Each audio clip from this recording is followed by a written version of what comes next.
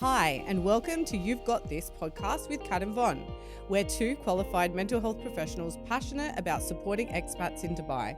No matter if you've just arrived or you've been here for years, whether you're single, married, or a parent, we understand the unique challenges of expat life. Our podcast will help you navigate these challenges by offering real, relatable conversations about mental health and well-being. Sometimes funny, but always real. We'll share tips, expert insights, and personal stories to remind you what you're experiencing isn't a sign of weakness. It's a part of being human, and you've got this. Let's dive into today's topic. Hi, Kat. Hi, Von. We're going to delve deep into a topic today that I think a lot of expats probably struggle with, and just general struggle. Public as well. The general public. Yeah. And that is the distinction between worry when you're worried and when you're anxious. So the definition of what's worrying and what's anxiety, and what are the symptoms of both, and when is it time to seek professional help. Very good topic, yes. And important topic. Before we start, I did want to say, it's important that our listeners know that, this is not a replacement for diagnoses. We're not going to sit here and tell you that these are the exact symptoms for anxiety, because everyone does do anxiety very, very differently. But there are some sort of key things that you should look out for where worry, if turning into anxiety, you might find yourself, not in a happy place, and that is not good. Yeah. So just to distinguish between the two, and just unpack the differences, what is worry? So worry is, for me, the natural response of some stress or uncertainty related to a particular event. So, for example, you're worried about finding a job. And, worry might keep you motivated to apply for jobs, but anxiety is when it prevents you from even submitting CVs. Would you agree with that example and that definition? Or So worry is like everyday type of worry, and anxiety is when it sort of interferes in your everyday functioning. Correct. Type of thing. That's So similarly with social integration, worry kind of encourages you to attend events, but anxiety can cause you to just completely cancel them and not go out and shut off and want to sit at home and Netflix under the covers. Yeah. Right? Would you? Yeah. And there's nothing wrong with that. Yeah, no. And I actually have an even broader definition. Anxiety, you know this, but I would describe myself as an anxious person. Yeah. I used to say that very frequently, and then I stopped saying it. Yeah. Because I don't think it's true or helpful to myself to keep saying that script. I'm an anxious, but what does that even mean? So I think I have a tendency to maybe, overthink and, like you're saying, worry unnecessarily. But I also think that a degree of anxiety and worry is very, very, very normal. So, I have a lot of people that will come to me, especially young people, and they're like, oh, I think I've got anxiety. Well, we all do. Yeah. We all do to some. But see, it's such a term now that gets thrown, diluted. It's not anxiety, it's worry. Yeah. And worry is okay. Worrying about things, it's what keeps you motivated to do something about that situation. Yeah. Anxiety is what holds you back from it. Would you agree? Yeah, clinical levels of anxiety would definitely interfere with your daily functioning. Yeah. So that's obviously less than ideal. I think also I think it's Eckhart Tolle, and he says worry pretends to be necessary. And it's that kind of mindset where you're trying to troubleshoot all the different like things that can go wrong and to be on the front foot and sort of prepare for every like worst case scenario. The problem with that is it's exhausting, and 99% of the time, you know, it doesn't actually even eventuate the thing that you're worrying about. Oh, and the most dangerous place is where? In your head. 100%. Right? In my One head of the most dangerous places to be is in your head. Brooke Castillo says, leaving your mind unattended is like leaving a toddler with a knife. Yes. It's the truth. Yes. You know, you can really inflict some harm. Yeah, on your well-being. Absolutely. If you let sit that in script your head. run. Yes. And imagine things. And it's always about imagining, you know, things that are going to happen. And as soon as you are 5 seconds into the future in your head, you're making it up. Yep. Would you agree? That. No, I love that. That's good. You're just making it up. Yeah. Because you don't know. Where's the evidence? Yeah.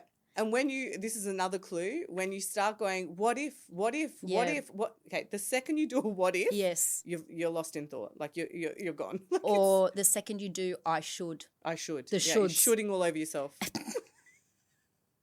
We're just too funny today.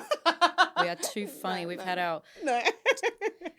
So just back to like also then discussing, you know, anxiety, like what's anxiety? Like what's the difference, you know? And I think it's about, I think, and, you know, the physical symptoms as well. It's the irritability, the sleep disturbances, right? So you're anxious about something. So now you're not worried about it. Okay, so you're worried about it, but now the worry has turned into you being quite...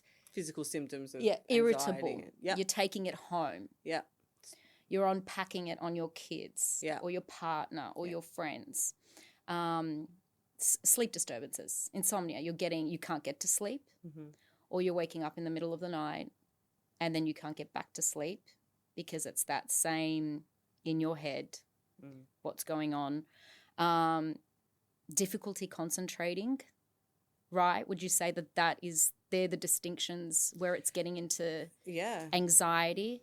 I think also it's when you notice that, or you may not notice, I think that's the problem, like when you're running a script of anxiety or you're so in your own thinking that you're really not present to what is. Like that's a real clue that you know, that your well-being is suffering, you know, because when we just spend time overanalyzing, overthinking, trying to, you know, troubleshoot every worst case scenario, we're not able to function properly in what has shown up, what, you know, the work that we're working on, our interactions with our children, our, you know, relationship with our spouse. We're lost in thought, you know, and I think waking up to that fact is very important. Just the recognition. The switch that's like, oh, I'm lost in thought. Okay, this is not reality. This is just my, you know, overthinking. Yeah. So that is it. That's the first thing that I would tell listeners. The worrying is worrying so much where it's taking weeks, a month about the same thing. You're not sleeping. You're still worrying about the same thing. You're irritable. Then we're talking about, we're coming onto anxiety here. Yeah. Would you say that is just getting... Yeah, and I think a really interesting side effect, and I know that this is something I've experienced for myself. I'll use myself as the example, but I used to say I'm not an angry person. I don't think I am really. Like, you know, I don't think that's a tendency of mine. But when I was lost in anxiety and worry thoughts and so on, my outburst could be angry. So sometimes you might notice, and I'm only just saying this like for you to pay attention to your own interactions, sometimes anxiety can look like anger actually. Yes. You know, if you're snapping at your kids more frequently or too quickly, you know, if your reaction is disproportionate to something that's happened, this can be an anxiety script running in the background that I just think the connection between anxiety and anger are really more closely linked than people might think. I think you're absolutely right there. You're absolutely right. It is because it's it's when you're deep in thought and you're concerned about something, but then you still have to go on with daily life, you can get very irritable or angry at a situation a lot quicker than you would if you weren't worrying about that. So I totally get that 100%. Yeah. And I think, when it's really important, to recognize when that worry is crossing the path into anxiety. And, I think that's the time that you should go on a bit of a journey and seek some professional help, because I find it so important that if someone who is coming onto anxiety can catch it and learn some really simple techniques and strategies over 1-2 sessions, sometimes is all it takes with a professional, then they get it. They have that aha moment. And they go, okay, I get it. I see where, there's this different perspective. And I think that's what it is. It's just a different perspective of looking at something. Yeah. And once you see that, you can easily get yourself out of it. Otherwise, And that's the whole idea. Like, we're all having a human experience. The 7 billion people that are on this planet are all so different and so the same. We are all here with our, challenges, with things that, confront us, and just a bit of self-inquiry and willingness to consider a different way of being in the world is such a blessing. And that's partly what this podcast is about. We were saying, I think some people might not realize that they can feel way better, like they might be doing really well, but you can feel even better, and do better. And do exactly. When we feel better, we do better. Right? That's the truth. And that's the most important. Yeah. Why don't you want to be your best? Yeah.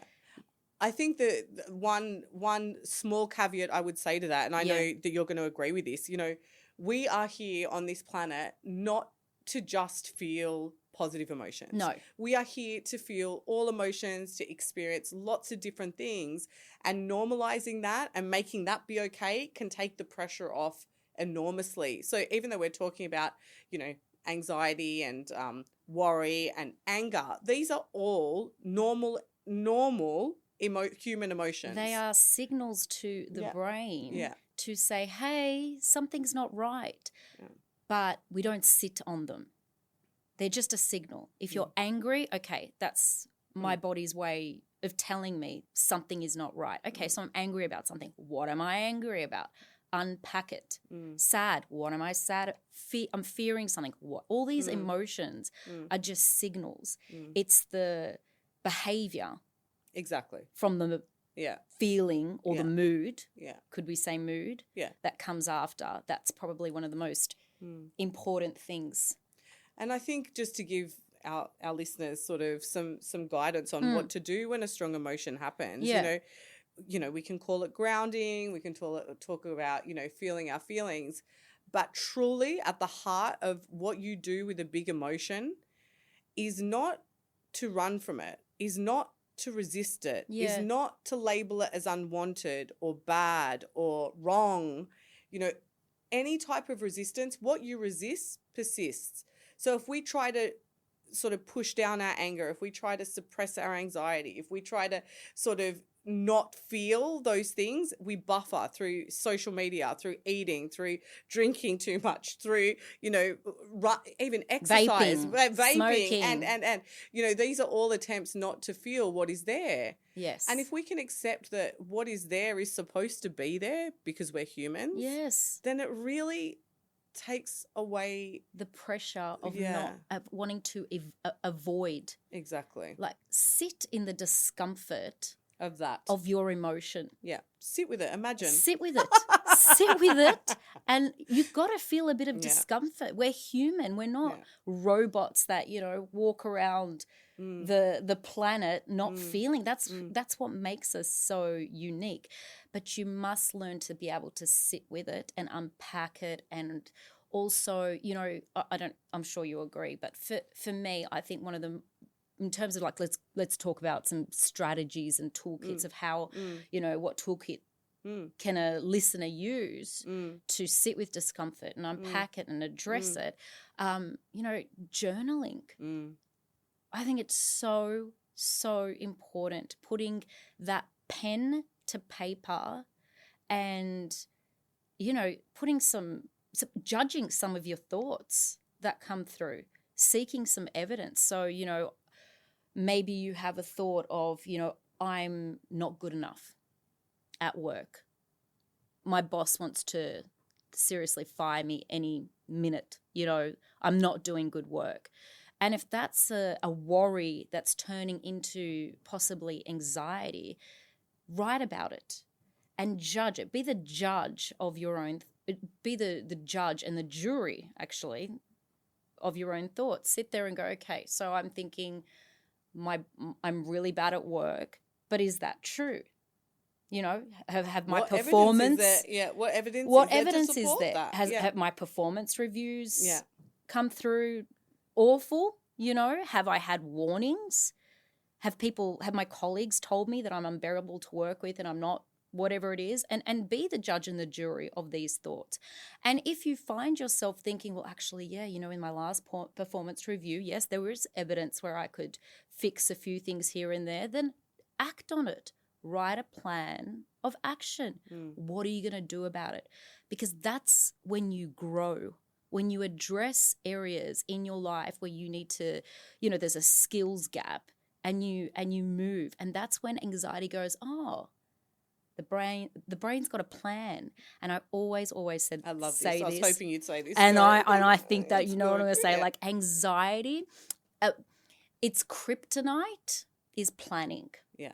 Is action. Yeah. If it doesn't like it. It does not like it. Does not like it. And the quickest way to get rid of your anxiety is have a plan of action. And if you can pen to paper that plan of action. Yeah. You're on the way. Right. And I just want to zone in on something you said. You said, say there is something on your performance review that does require your attention. Now, let's be clear.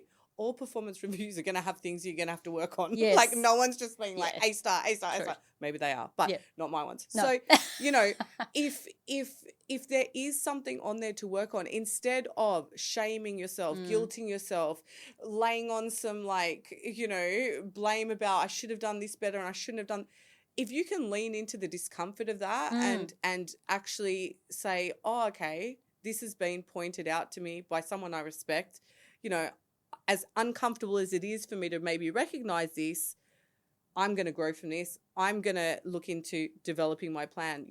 There's two things there, like leaning into the discomfort of someone telling you perhaps you can improve on this and not falling into a heap, or fall into a heap and then get up, okay, is also valid. Yep. And then creating a meaningful plan to move through it. This is ticking off anxiety. Yep. This is ticking off worry. Yep.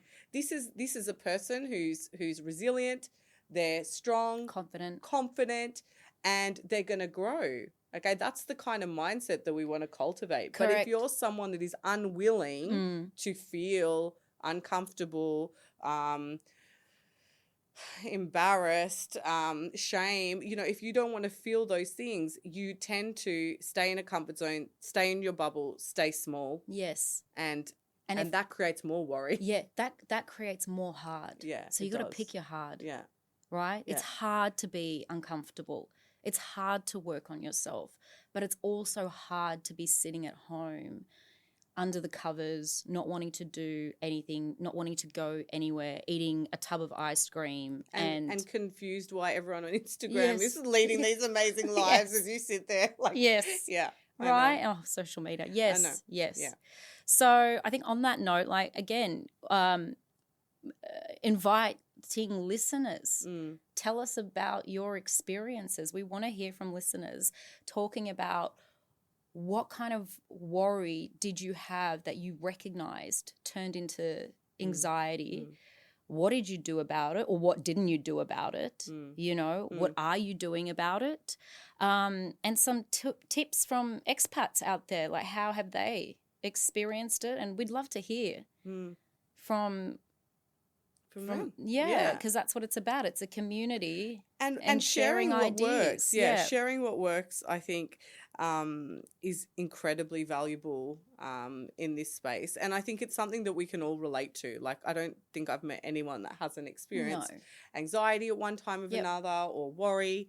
But, you know, learning to manage it and learning to lean into it is really key to letting it pass. Correct. Because if we 100%. Can, if we, instead of like pulling back and not wanting to experience, if we can lean into it physically and energetically, you know, we then have the chance to alchemize it and transmute it into something amazing. But it's also a skill that's transferable. True story. You know, that you can then share. And I think that's what, you know, mental health is about, talking about how did you move forward. You know, I want to hear about your story, and I think that we just don't talk enough about it. But I think just to leave the listeners with sort of three ideas that we would love them to try, just to sort of summarize. The first is try leaning into these difficult emotions, then leaning out. And what that looks like, instead of buffering or going to fix a feeling that you're having by opening the fridge or getting a glass of wine or having a vape or whatever it is that you're doing to try and not feel something, take a minute or two to sit down and just say to yourself, I'm going to feel this. I am going to feel this. Even if it's boredom. Even if it's boredom. You're like, you're reaching for it because you are bored. That is, I think, from when I see a lot of clients, sometimes it's just boredom. Absolutely. What do I do with my hands? What do I do with my time? You know, why we're so overstimulated that even just being bored for a minute feels excruciating. It's such a worry. So sitting with our emotions is number one. Journaling is a very powerful tool, portable, easy, can be done anywhere, can even be done at work if you're sort of short-circuiting about something and need to unpack it. As Yvonne said, like doing a short, I love that, like providing evidence for the worry. This is incredibly cathartic. Yes. Another version of journaling is called just a thought download, where you set a timer for say 7 minutes and you just write down everything that comes to your mind. You don't overthink it. You don't try and make it intelligent. You don't censor it. It's like okay, I don't want to use this word on that, but like a thought vomit onto the page. Absolutely. You just get it all out and then evaluate it. Be like, oh, that's why I was feeling that way. Yeah. You know? And the third thing I would encourage you to do is to just honestly normalize the fact that you are having a human experience, and with that experience comes the whole gamut of emotion. Okay, one is not better than the other. In society, we chase the good feelings, we chase the instant gratification, the dopamine word gets hit, thrown around. We chase that like it's our job. Okay, but in actual fact, we are here to experience experiences, all of them.